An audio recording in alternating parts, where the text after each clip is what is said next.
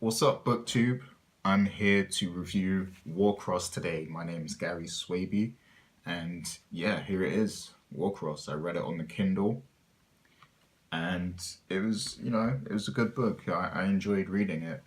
Do have some critiques, but for the most part, it's a good story. So, what is it about?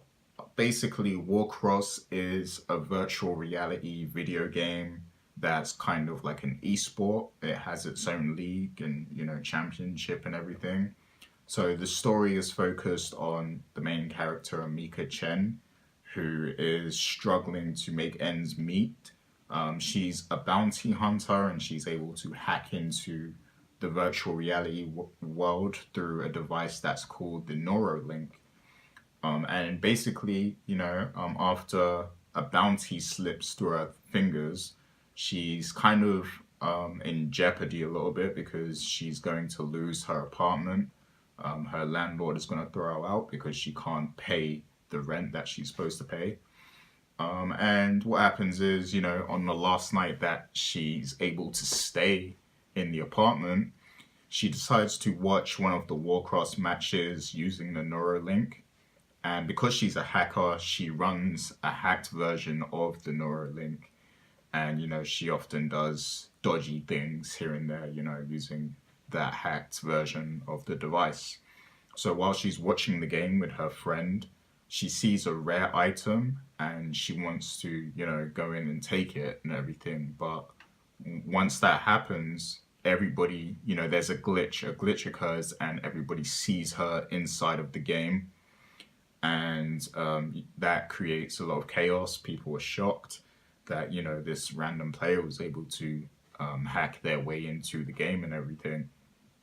And Amika's sort of expecting a huge backlash after that, but she actually gets invited to Japan to meet with the creator of Warcross and the Neuralink, and his name is Hidero Tatanka, I think. And basically, he has a mission for Amika. He wants her to figure out who is, trying to hack into the game, because there's another hacker out there who goes by the name Zero, codename Zero. And Hidero wants Amika to try and figure out who it is and, what their intention is and everything. And that kind of opens up a huge conspiracy in itself. And because Hidero doesn't want the knowledge of his mission to be public, they go under this disguise that Amika's going to be drafted to one of the Warcross teams, so she's going to become a player in Warcross. So, she has to appear to be a player in the league while also trying to figure out who's hacking the game. So yeah, the story is, is pretty straightforward and everything, not too complex.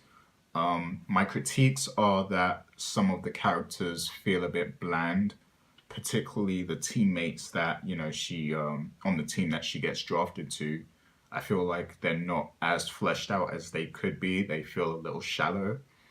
And also Mika herself, sometimes she is a bit passive, like things just tend to happen. It doesn't always appear that she's, kind of initiating things. Sometimes things just happen. There's also a romance in there, which I was kind of skeptical about, but based on where the story ends up, I think it's, sort of okay with how it went. And clearly, the standout character in this story is Hidero Tatanka, the creator of Warcross. He's definitely the standout character for good reason. I can't, spoil why or anything, but he's definitely the standout. And yeah, I mean, I just feel like Amika wasn't as strong a character as she could have been. But, I do appreciate what she represents, being a female, strong protagonist and everything like that. I feel like she did that justice. It's just that her own characteristics didn't shine through enough, and I hope that that will be expanded on. So the book does end on a cliffhanger, and the second book I've been told is coming this September. So I'm definitely looking forward to that because I feel like based on where this book ends, I think the scope of the story is going to expand quite a bit.